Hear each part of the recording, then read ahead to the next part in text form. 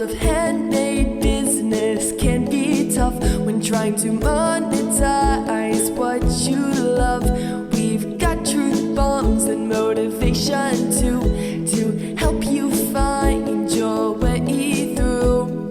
Passion to profit, let's start today, 'cause the world needs what you create. Tune in right now, it's your shot to learn how to be a handmade boss.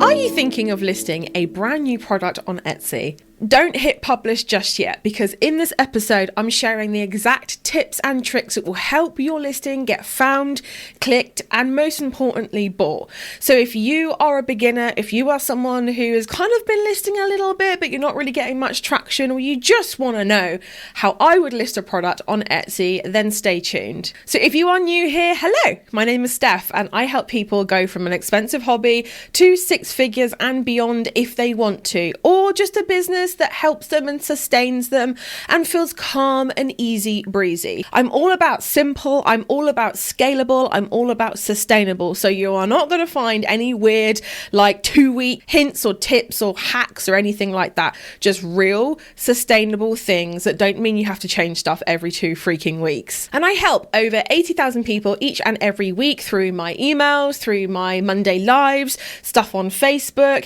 Instagram, the podcast, the YouTube videos, all the good stuff and content that I create each and every week. And if you've ever felt super overwhelmed about what on earth to include in your Etsy listing, titles, tags, photos, descriptions, this episode is going to break it all down and help you list with confidence. And also, just a side note here, please do not forget to subscribe or leave a review on Apple Podcasts if you are listening to this, because honestly it is super important for the content that I do work pretty damn hard for to be seen by more people. So I would love that.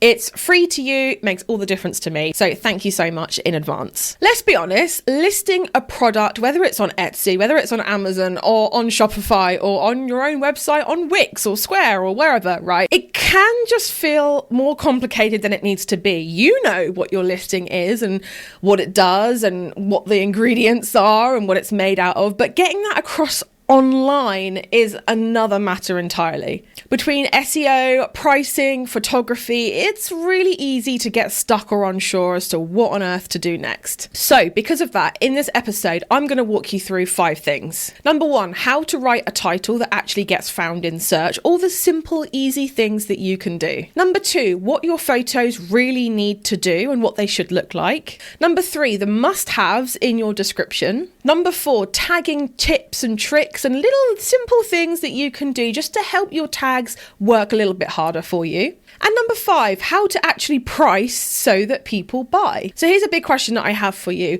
Is your listing doing the selling for you or confusing people before they even get to that add to cart or buy now button? And honestly, I posted a reel a couple of months back basically saying if you tag your small handmade business, I will go in the comments and I will buy from 3 of them. It was a huge learning experience for me because honestly, the amount of people whose links were broken, who, you know, their Instagram was selling something completely different to what their link was doing. They commented something, you know, that didn't exist. It was crazy. It was absolutely crazy. Now, not only that, but when I actually got to their Etsy listings, it was a whole other kettle of fish, because not only was I finding outdated information, I was finding photos that were cluttered, that were dark. I was finding titles and descriptions that weren't matching. I was finding irrelevant keywords. I was finding broken links. I was finding things that was confusing me, and I've been on Etsy for 10 years now, and it was just like an amazing thing where I was looking at it and I was thinking, this is not easy for people to buy, and I am what people would consider an expert, so surely if I can't buy it, your customers won't even know where to begin. So I'm going to ask you that question again. Is it easy for people to buy, or is it confusing people? And basically this whole video/podcast is going to be dedicating to simplifying the experience for your buyer. Because don't forget, a confused mind always says no. All right, so step 1, let's start with your title. Your title is not where you get cute. It's not where you start putting the Amanda collection or this, or, it's really where you've got to get extremely utilitarian with exactly what your product is and what kind of words people are going to be using to search for it. And that is pretty much it, which I know sounds really simplified, and so many gurus have made a ton of money by telling you that it's anything other than a simple thing to get right. Let me tell you that for sure. Your title is basically your first line, your first port of call with Etsy SEO. SEO is search engine optimization. It's basically the keywords and phrases that you want to be putting in your listing so that the algorithm knows who to show it to, and make sure that they show it to the right people. If you want to learn more about the Etsy algorithm, go and listen to, I believe it's episode 1, where I talk a lot more in depth about the algorithm and how it works. So episode number 1, nice and easy, go and listen to that, because it's going to just make this whole thing feel a lot cleaner and a lot clearer for you. Basically, your SEO, Etsy uses it to understand what your product is. Because remember, Etsy is a sorting system. It's basically a sorting system search engine where customers who are ready to buy handmade products will go, type in what they want, and Etsy will show it to them. That's basically what our fees are paying for. It's a fancy ass way of sorting and presenting the right things to the right people. But in order for Etsy to do that, it needs some input from you, because Etsy it doesn't have eyes, right? The machine and the algorithm, it doesn't have eyeballs. It doesn't know what your listing is. So hence why we need to use SEO, search engine optimization, keywords and phrases, to basically give it a little bit of a leg up so it can understand exactly what your listing is and who it needs to be shown to. So here's some tips for your titles. You want to start with the most searchable keywords. So for example, personalized teacher gift or end of term mug. This is called front loading, and you basically want to front load the most important search terms first, okay? Now, the main reason for this is because when people are reading your title, they're only going to read the first probably third of it. And also Google will prioritize the front load of any keywords that you are putting in there, right? So you really want to make sure to front load your most important keyword search terms in the first third of your title. Now, a quick side note here, whilst we're talking about SEO, is that you never, ever want to change any listing that's bringing you in views, bringing you in sales, that's genuinely doing well. Because as we've just talked about, Etsy algorithm does not have eyes. So the minute you change something within your listing, it basically resets the clock. Etsy basically has this, people call it a clock, the algorithm, basically it resets things, which means that Etsy usually takes between 30 to 90 days, normally around the 60-day mark, for it to put your listing out there, see how people interact with it, and rank it and stick it where it needs to go in everybody's personalized search results. By the way, there is no such thing as page 1 anymore. Everyone's page 1 is different. So by you going in and changing your title, your tags, anything that's SEO related, you are basically saying to Etsy, no, let's time out, let's reset things. So if you're doing that on listings that are doing well for you, it's obviously a big no-no. So your tips for titles, the first one was to start with your most searchable keyword terms first. Front load those in the first third. Number 2 is to use plain language that your ideal customer would type in the search bar.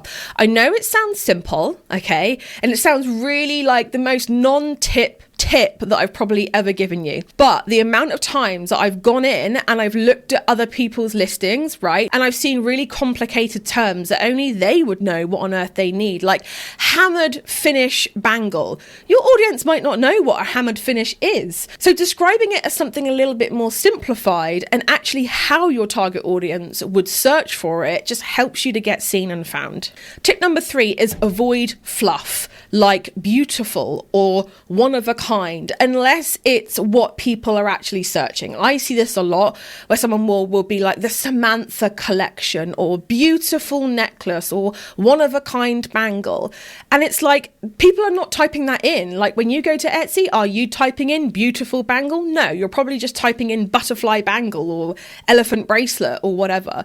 You're not typing in those fluff filler words. So you shouldn't be using them in your title either. And also product collection names. I would get those out of your title, because at the end of the day, your title is for Etsy SEO. It's for the algorithm.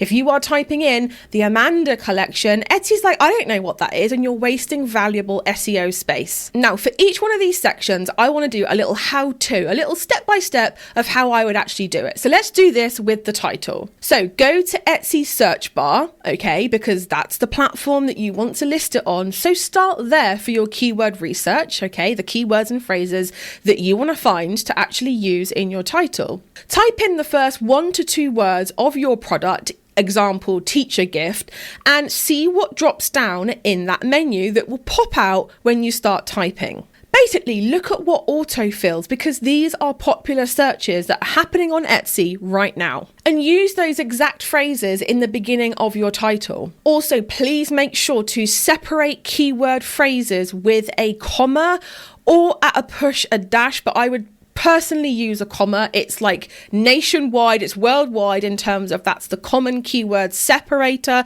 Use a comma between each keyword phrase. So for example, teacher gift for her, right? Teacher gift for her, you type that in, you put a comma, then you do teacher gift for whatever, comma, teacher, something like that. Now, I'm not saying you have to repeat the word teacher gift all the time, because once you've used it once, that's pretty much it. But we're kind of getting into a little bit more of the complicated realms now. And honestly, this whole video, I just want to keep it simple, okay? So make sure that you are looking at what keyword phrases and things are being auto-populated. Whenever you start typing, see what's there. Now, this is also where people have mentioned things like eRank, and you might have heard Marmalade, eRank. My God, there's so many SEO keyword tools that you can use now.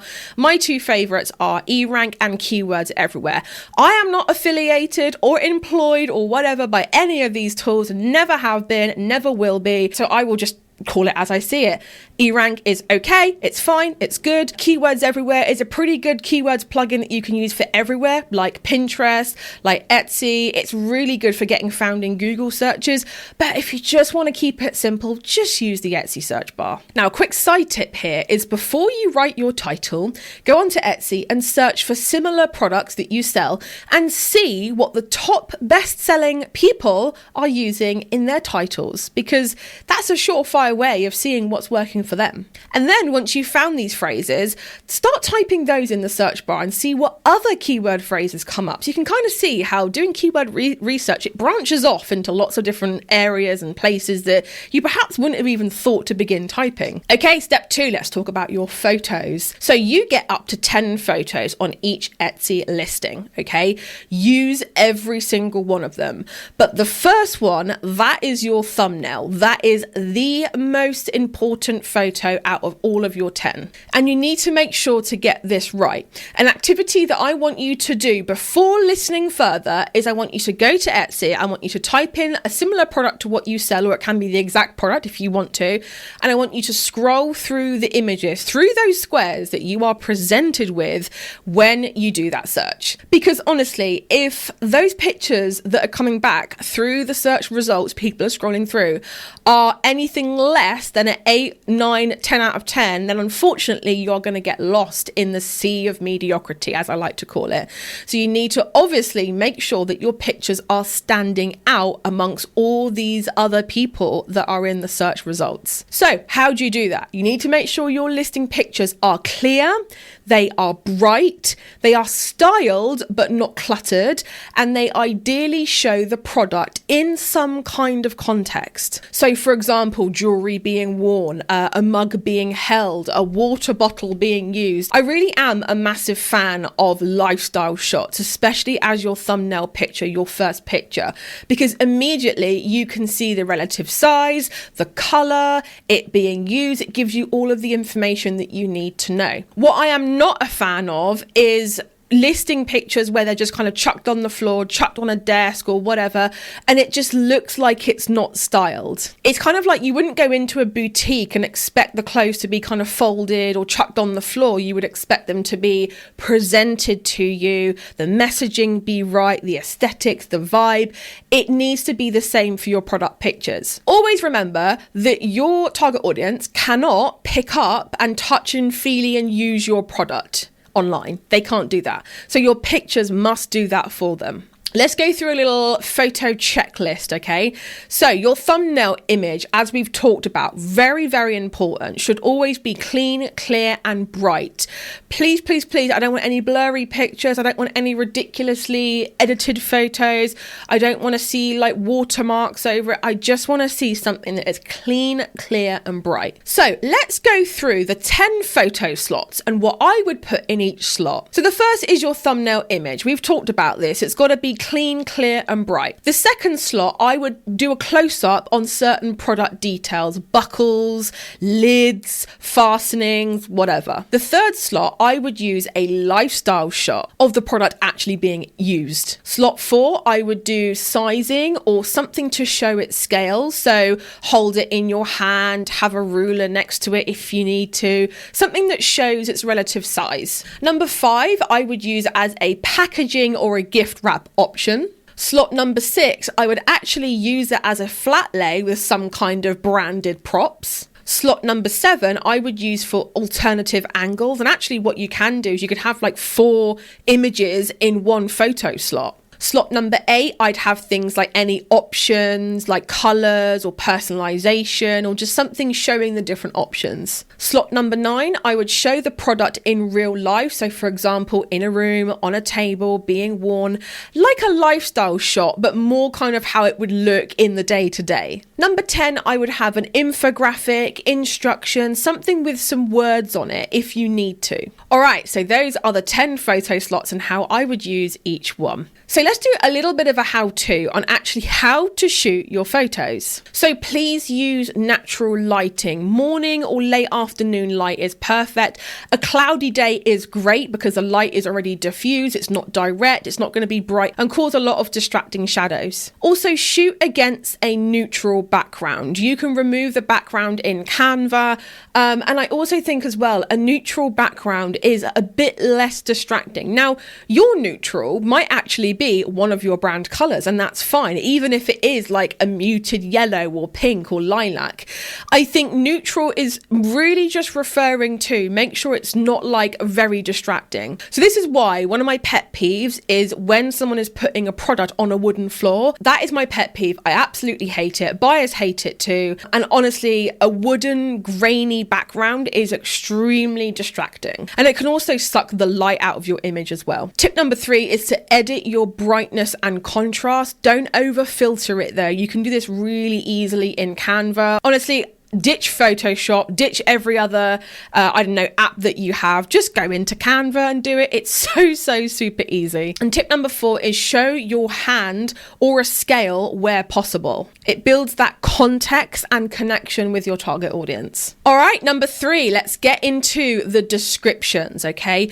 Your product description should basically tell a story and answer questions that your customers have without them even realizing that they have it. Now, side note here is that if your descriptions and your messaging and your sales copy is something you struggle with, please go and listen to episode 60 because I'm talking a lot more about your messaging. It's going to be a really valuable episode for you guys to listen to. I promise it will be worth your time. So with your descriptions, you're essentially going to have to show and share how the product is going to fit in with your target audience's lives. So here's a format that I love. Number 1, you have the hook. You want to grab their attention with a benefit. Something like, this mug was made for those just 5 more minutes mornings. That is a hook. That is something where it's like, oh, okay, that's grabbed me in. Now the hook has to be specific to your target audience. Don't use any wishy-washy messaging. It doesn't work. It's a waste of time. So instead, have a hook, something that your target audience will go, oh, that is me. Number 2, details. What are they actually getting? Size, materials, customization, all these kinds of things. Now, there are 2 ways that I like to do this. I like to have a bullet point list, and I like to have more of a painting a picture kind of descriptive paragraph. You want the bullet points for the skimmers, but you want the descriptive paragraph for those who kind of almost want to be sold to. So point number 3 in the format that I love for descriptions is your usage, okay? When/why are they going to use it? Is it for everyday use? Does it make a really awesome gift? Kind of paint some more examples for them as to why they need to buy it. And then number 4 is finish with some kind of reassurance. This is a great opportunity to answer some objections, some questions, things like packaging, care instructions, things like that would be great here. All right, let's talk about a how-to when it comes to your product descriptions. So you want to open with a sentence that makes your product feel like an absolute must-have. You want to use bullet points for things like size, color, materials, but you also want to have a description, a paragraph where you are painting the picture in a more descriptive way. And again, if you go to episode 60, I'm going to be talking a lot more about that. Number 4, answer some common questions, some common objections. How do you package this? What are the care instructions? What does this personalization option look like? Answer any questions that they might have. Also include keywords naturally in the first few paragraphs, because Google actually reads this. And if you ever go to Google and type in anything product related, Etsy always comes up really, really highly. Not just Etsy, but people's product listings. And ultimately, you want your product listings to be shown on Google search results as well.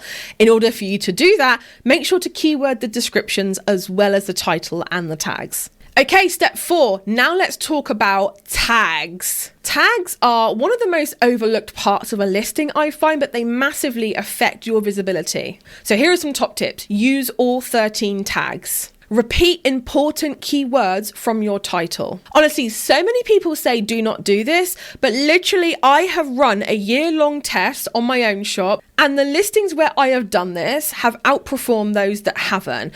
I know that people say you do not need to repeat things, but the algorithm on virtually everything always says important terms you repeat throughout your title, throughout your description, and throughout your tags if that platform has them. So I'm going to be doing the same when it comes to Etsy, because the more I am repeating something in different places, the more the algorithm is going to say, okay, that thing must be that thing because this person is repeating that word over and over again in a natural way. Include synonyms like mug or cup or chalice, if that's applicable. Don't waste space on single words unless it's highly searchable. Also think seasonality. Is it a gift? What holiday or occasion is it good for? Now, side note here is that if you have a tag that's longer than 20 characters, you cannot put it in one tag. You have to split it, but you need to make sure that you are splitting it in a way that makes sense. So sometimes that means you will have a single word on its own, but if it goes together with another part of a tag, then I would say that's fine, especially if it's a highly searched term that you're splitting up. All right, let's go through a how-to on how to do your tags in a simple, easy breezy way. So step 1, I want you to brainstorm 5 different types of people who might buy your product. For example, new mums, dog lovers, teachers. I want you to brainstorm 5 different types of people and also 5 occasions as to why someone would buy your product. Number 2 is to use phrases like gift for person. So for example, gift for new mum or gift for primary school teacher or whatever. Step 3 is to use something like E-Rank or Keywords Everywhere to search for common tags. You can also use the drop-down Etsy search bar as well. You also want to mix general tags with niche ones as well. So general tags are things like ceramic mug. Niche tags are more like mental health mug gift. So here's an example. If you are selling a baby milestone blanket, you could include tags like baby gift, new mum gift, milestone blanket, monthly baby photos, or baby shower present. So can you see how they're all using different words, but they are still being split up in a very intentional way? If you are struggling with SEO, you're not alone, okay? Lots of people do struggle, but honestly, the biggest problem I find is people overthink it. You've just got to keep it simple. This is something, I mean, we do teach you in depth in the HBSA. We teach you all about SEO, how the Google algorithm works, how the Etsy algorithm works, all that kind of stuff. But the thing that I would suggest, if you're not in the HBSA, is just to keep it as simple as you can. Okie dokie, now let's talk about your pricing. This is step 5. So fun fact is that perceived value pricing is massive. Now, I remember talking about perceived value pricing way back when in 2019,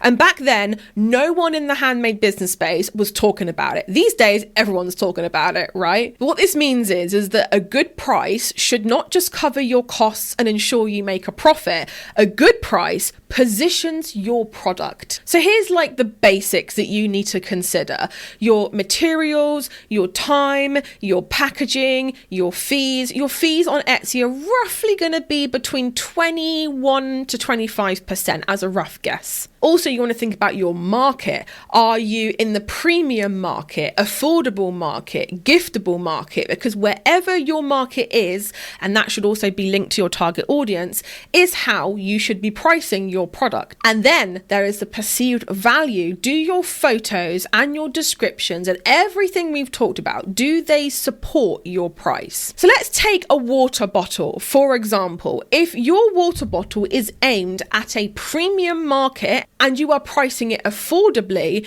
then those two things don't match up. You wouldn't price a premium product as an affordable product. You wouldn't do that. There's a disconnect there. So you need to make sure that your perceived value is being painted by your price. Your price actually says a lot about your product, and actually not enough people think about that. So how do we actually do this? Okay, so the first step is to add up your material costs, your time, like what your hourly rate is, what you're paying yourself. Newsflash, you should be paying yourself from day one.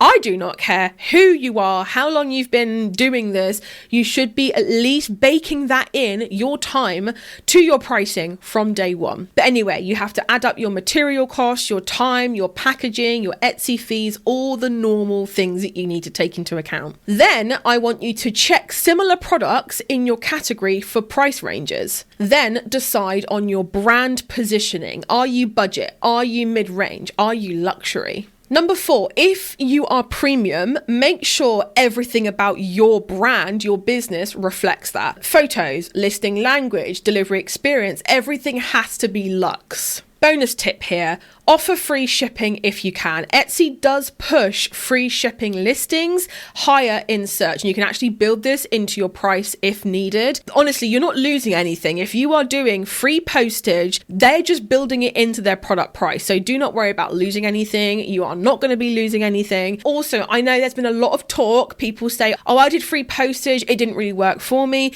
The thing about that is that it depends what product and what 2 months you are comparing it to. If you're comparing January to June, January you did free postage, June you didn't, and June was a better month for you, it might not be the free postage, it might be something else, it might be your product is seasonal, whatever.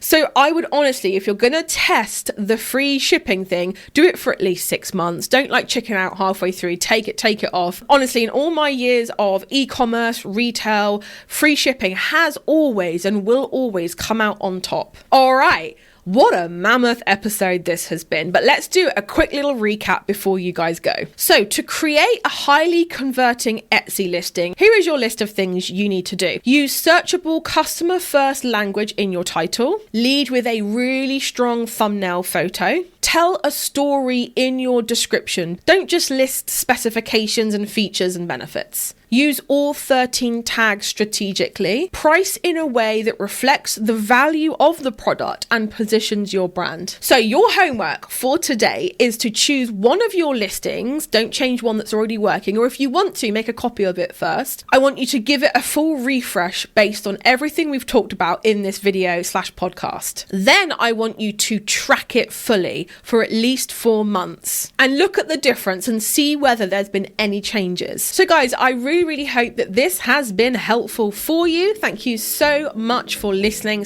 / watching, and I will see you all real soon. Thank you so much for tuning in to How to Be a Handmade Boss. And if you're eager to boost your Etsy sales within just 7 days, then be sure to join my most popular free training at handmadebosses.com/conversion. You can also find the link in the show notes as well. Keep an eye out for our next episode where we'll be continuing our journey towards handmade business success together. And until then, keep crafting and stay inspired, because the world really does need those special creations that only you can make.